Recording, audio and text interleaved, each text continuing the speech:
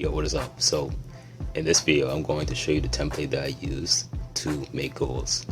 This year is the first year I've ever had where I accomplished every single goal I have. It's 2024. So pretty much the template is just a document that standardizes like the formatting, text and other stuff to make the document more easy to use, more efficient and accessible for the user. Okay, so this is the second recording.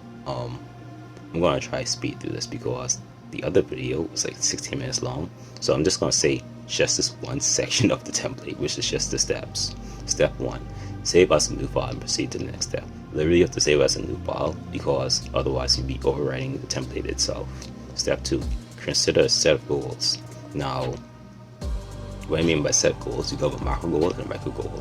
The macro goal will be for like a longer time period, whereas the micro goal is for like a short time period. So let's say the macro goal is 1 to 3 years or 5 years. The micro goal will be a short time period, so that'll be months, weeks, or days. You want to make goals. Now, moving on to the next step, step 3. Write your goals simply just for now. They should always include the following. One of each, by the way: income, looks, knowledge, social status, creating goals for the next period. Now, I know some of you are not gonna like the word income and looks, but it is what it is. You could describe it however you want. Some people say health, some people say fitness, some people say whatever. Reality is, it's probably based on your looks. Okay. Step 4, create a 100-word written plan that includes strategy and tactics to achieve each goal in the goals expanded section. So you want to create a written paragraphs on the ideas you have right now to achieve your goal.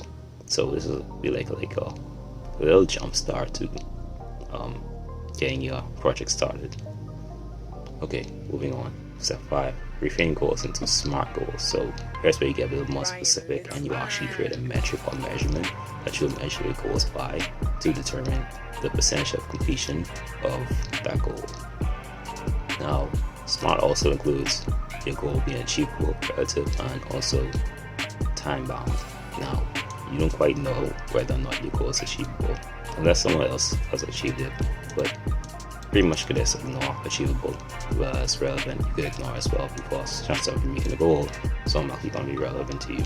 But what relevant really means is like, is this something that you really value in life? In my opinion, I think it should be something that's significant in life, and these 3 things, income, looks, and social status, are probably the most 3 significant things that you do in life. Okay. Some people will say no. Well, sure. Okay. And then time bound. Time bound, I don't really like time bound because it's done when it's done. Now, the good thing with time bound is because you can do like certain like formulas and calculations to get an idea of a rate of action that needs to be done. But that's just like the start. You want to actually like increase the rate of action until you're like moving at a rate that when the time comes, you actually achieve the goal. It's kind of hard to say. Would have like shown this one out like diagram, but you'll figure it out. Step 6, write a list of variables that when decrease or increase, it will lead to a direct effect to the percentage completion of your goal. So example, let's say the goal is to get a certain amount of income per month. Now, income will be determined by your revenue and expenses. So let's say you want to increase your revenue. To increase your revenue, you're going to need sales closes. So obviously sales closes isn't a variable that you could just make happen. There's a variable that leads up to a sale close that's actually actionable, and that would be outreach. So you would set a certain amount of outreach goal per day, or a week, per month, however you want to have it.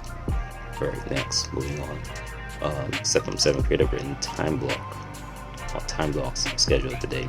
So it will be activity by activity, and you will show the hour that the activity starts.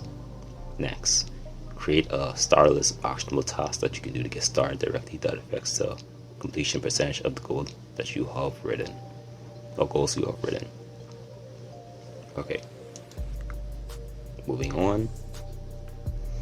So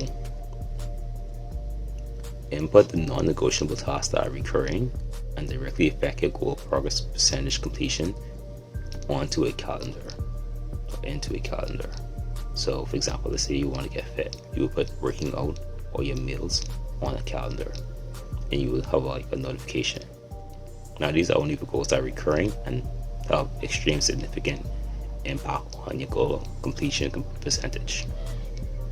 Next, you want to consider some easy way of tracking your goal metrics or measurements, however you measure your goal completion.